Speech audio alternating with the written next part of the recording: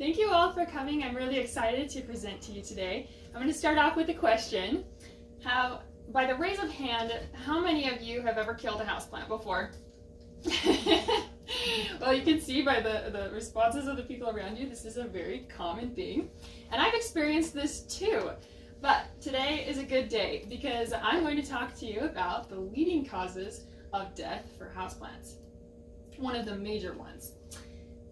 So, you probably had your plant and loved your plant and took care of it, and by the end were wondering, why did my houseplant die? Well, are you just about ready to know what this cause of death is?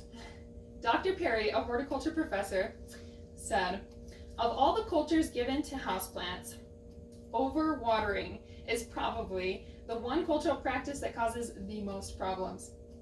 So there you have it. Overwatering causes the most problems for our plants. As a lover of plants, a horticulturist, and a lifelong gardener, I can speak to this. The same symptoms for a plant that is in drought will be the same for one that is overwatered. So you see your plant and it looks really thirsty, even if it's already got too much water. And you put more plant water on it, and that's where the problems start to happen. But I'm glad you're here today because I want to teach you about how to properly water these plants.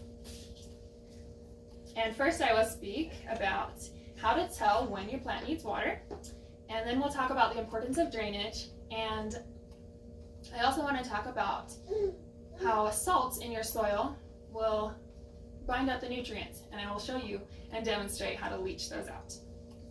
So first we're going to start by introducing our plants here, our lovely volunteers. These are Plea peperomioides plants. And for the first point, knowing when to water your plants, the most important thing is knowing your plants. Because not all plants are the same. There's no one size fits all. An article in the Tree Huggers Home and Garden section said, some plants are guzzlers, others don't need water for weeks, and most, are somewhere in between. So, the biggest takeaway from this is that you don't want to put your plants on a schedule. Say like water it once a week or 3 times a day. That would be too much. Instead, you want to use a touch method. You'll touch the soil, and if it feels dry within the first 2 inches deep, then you know that your plant is ready for water. If it's still wet, don't water it.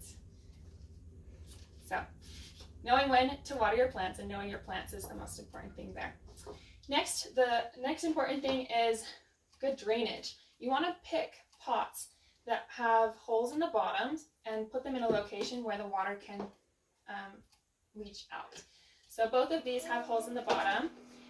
This one does not, and so it's put on, I'll show you, it's set on a pedestal in here so that as the water drains out, it will gather in the bottom of this pot and not at the bottom of the soil.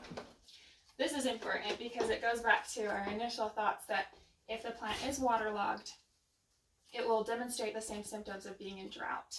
So we want to make sure the water can leach out. That prevents mildew and mold as well. Okay, for my final point, it's important to leach the soil of salts because salts will bind the soil nutrients and the plant can't thrive. It can't get the nutrition that it needs. A recent article from the Maryland Extension University explained good practices on how to do this. It says, water the pot from the top until the water runs out the bottom, washing out excess salts. Don't let the pot sit in the water that runs out, and after watering, wait until the potting medium dries at least 2 inches deep before watering again.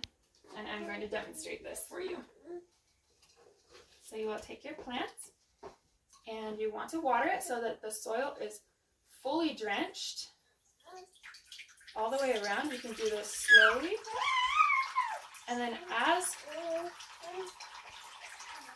you water it, let all of the excess water drain out thoroughly, deeply with excess water.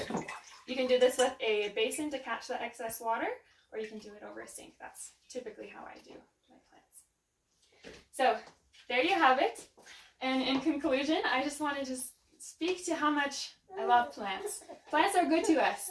They brighten up our spaces, they make us smile, They help us feel connected to nature, so let's try to keep them alive. I hope that you can use the tips that I shared today to keep your houseplants alive and avoid the greatest causes of death, which are overwatering. And I wish you good luck in your growing endeavors. Thank you. Thank you.